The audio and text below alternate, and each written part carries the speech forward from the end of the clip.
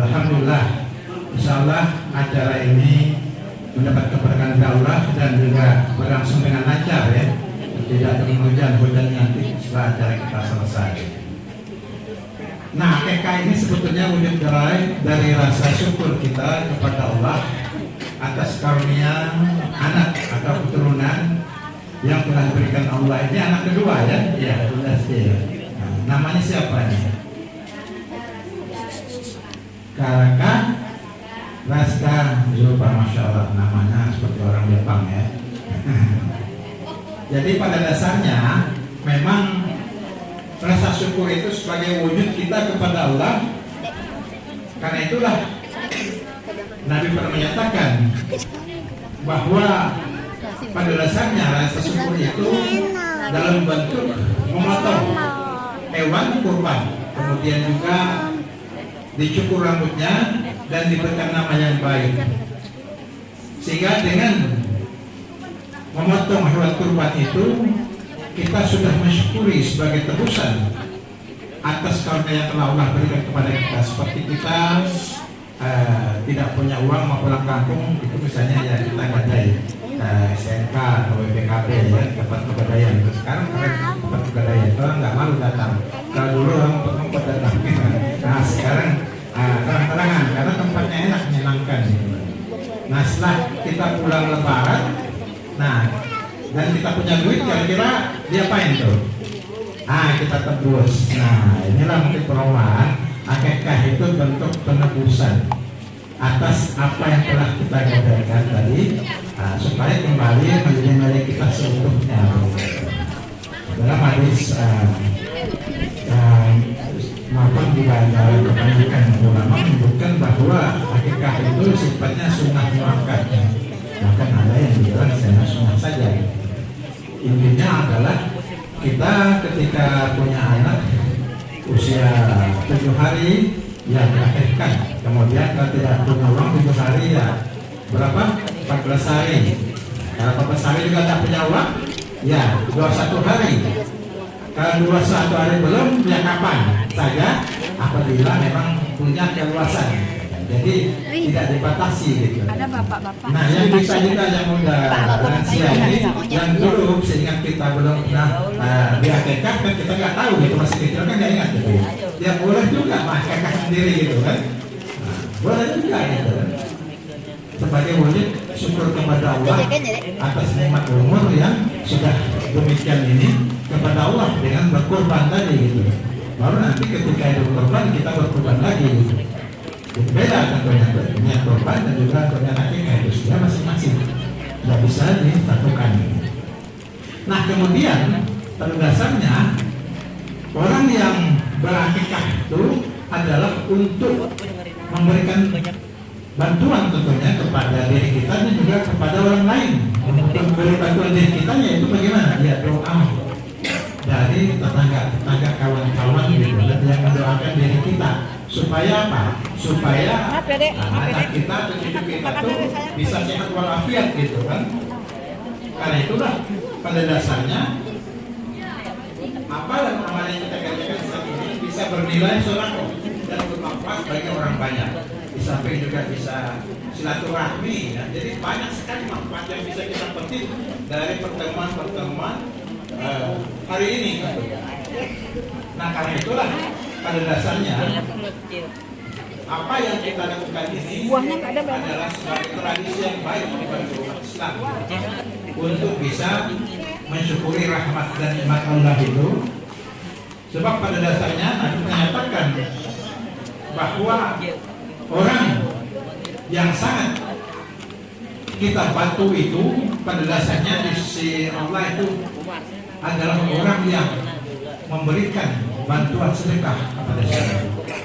Jadi tak kala kita memberi bantuan kepada orang yang membutuhkan, nah ketika itulah sebetulnya Allah berada di sampingnya. Ini sebetulnya lengkapnya ada di kitab Muka Syafatul Qulub karangan Imam Ghazali, di mana Nabi Musa pernah bertanya kepada Allah, ya Allah, aku sudah sholat, aku sudah puasa, dan aku sudah zikir.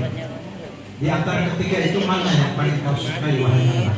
Karena kalimat Nabi Musa itu bisa berbicara langsung dengan Allah, itu berlebihannya. Kalau puasa itu untuk kamu, kata Allah, agar kamu bisa mengendalikan diri dan juga sholat bisa bertakwa. Dan kalau itu sholat juga itu untuk kamu, supaya kamu tercegah dari perilaku keji dan mungkar.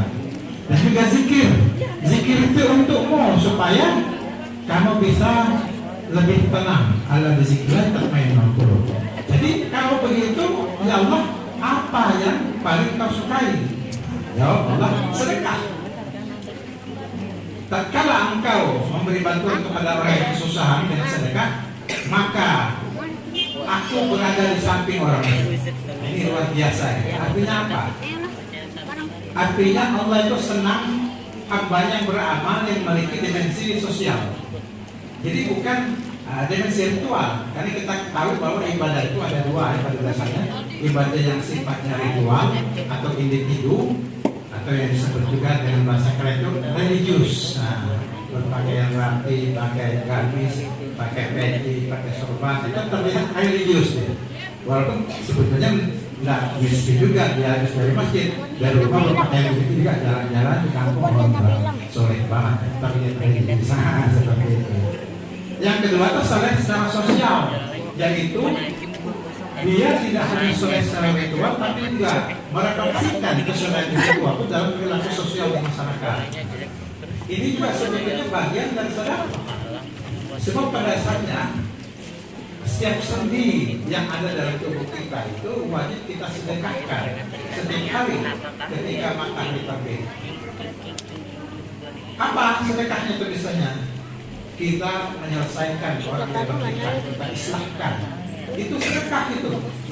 Kemudian kita membantu orang yang kesulitan mengangkat barangnya, misalnya dia nunggu mobil untuk ke pasar atau ke pulang, kita bantu. Itu sedekah.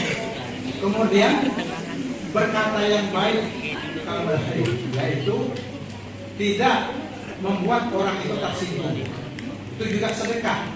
Yang keempat itu adalah jalan untuk menuju ibadah. Ya, kita bantu. Itu juga sedekah. Yang kelima itu yaitu menghilangkan gangguan di jalan. Misalnya kalau saya itu ruang dulu di jalan supaya tidak merasa menyusahkan bahaya orang lain. Nah, 5 aspek ini yang disebut juga sedekah. Ini dalam hadis Arba'in nomor 26 bisa dilihat nanti detail seperti itu. Jadi sangat luas gitu kan untuk mewujudkan kesulitan sosial. Bukan hanya dengan duit. Kan tidak semua orang bisa memandang orang seperti ini gitu kan. Tapi bisa kita lakukan dengan apa? Ya dengan kebaikan kita tadi. Dalam kitab Ihal Mudi juga Ghazali menyebutkan bahwa sebetulnya sedekah itu bisa dengan waktu, dengan ilmu, dan juga dengan kepintaran kita kepada yang kita. Nah, sedekah waktu bagaimana? Ya kita memanfaatkan keahlian kita ini misalnya untuk mewakafkan, misalnya kita dokter, kita wakafkan nanti kejaksaan ini saya akan bekerja setiap hari itu selama 2 jam di sini, tidak usah dibayar. Nah itu juga bagian ke anak soleh. Sekarang banyak orang mewakafkan kepintaran dia, spesialis, akuntan publik, perusahaan tidak karuan yang mana dia menyumbang. Dia bantu, tidak usah dibayar. Saya seminggu sekali mungkin 1 jam setiap hari Senin. Nah, seperti sekarang sudah banyak seperti itu. Tidak harus pakai uang selalu itu bersedekah itu, tapi bisa dengan ilmu, nah, dengan kepintarannya, kemudian dengan apa yang ada pada dirinya. Pokoknya tubuh ini harus kita sedekahkan supaya manfaat kita bekerja melayani orang, melayani kamu. Itu kita usahakan, dan tidak sekedar itu melaksanakan tugas-tugas kerjaan kita. Itu monoton sekali. Tapi niatkanlah ketika ketemu orang itu tersenyum. Nah, kita bahasa berarti artinya sedekah. Itu juga sedekah, dapat pahala gitu ya. Begitu juga menghargai waktu, kita gunakan waktu, kita gunakan untuk urusan pribadi. Jadi korupsi itu bukan hanya uang, tapi waktu. Nah, jangan korupsi waktu. Waktu yang akan jadi buka itu termasuk korupsi waktu. Suatu saatnya akan ditanyakan oleh malaikat nanti. Dan juga waktu yang ada itu betul-betul diluangkan secara maksimal untuk kemaslahatan perusahaan atau kemaslahatan diri kita. Karena itu ada hadis mantola umruhu wa sunna amal. Sebaik-baik orang itu adalah yang panjang umurnya dan bagus amalnya, termasuk tadi dia tidak menyanyiakan waktu. Sebab kata Imam Syafi'i, sesuatu waktu pekerjaan yang tidak dilaksanakan baik, dia pasti akan menggunakan waktunya yang sia-sia. Nah, apalagi 5 tahun baru nongkrong aja, sambil ngopi, sambil ngumpul-ngumpul itu pas nunggu pergantian tahun. Ada nggak yang gitu di sini? Insya Allah ada ya. Tapi kalau disertai dengan zikirlah Allah. Itu manfaat waktunya, karena kita jangan terbuang sia-sia waktu ya. Ingat kepada Allah dengan zikrullah, sehingga waktu itu menjadi bermakna, tidak kita sia-siakan. Sebaiknya karena antara meluas amal, dan seburuk-buruk orang itu adalah orang yang panjang umurnya, mantola amru wasa amal, tetapi buruk amalnya. Ini yang berbahaya. Sudah tua ya tidak sadar gitu kan, bahwa dia akan mati gitu kan, terus ya nongkrong gitu kan, bergaul dengan anak-anak muda, jadi lupa gitu. Sewaktu-waktu nanti ketika Israel datang, ya dia kaget gitu kan. Nah ini berbahaya. Karena itulah kita jangan sampai lupa diri. Apalagi kita yang sudah berumur ini kan, uban sudah mulai martabur lah kayak saya. Gigi sudah banyak mulai yang gugur gitu kan. Kalau makan ya harus makan air makan gugur gitu kan. Kalau berjalan kadang-kadang tersungkur, kadang-kadang matanya nggak pas. Nah, matanya sudah glamor. Ya, jalannya tersungkur. Itu artinya kita sudah mulai uzur, harus banyak zikir dan tafak. Karena sudah dekat kalian masih nongkrong di dapur, nah ini berbahaya. Itulah kadang-kadang memang kehidupan itu melalaikan kita dari mengingat Allah. Disinilah perlunya kita mendidik anak. Nah, satu saat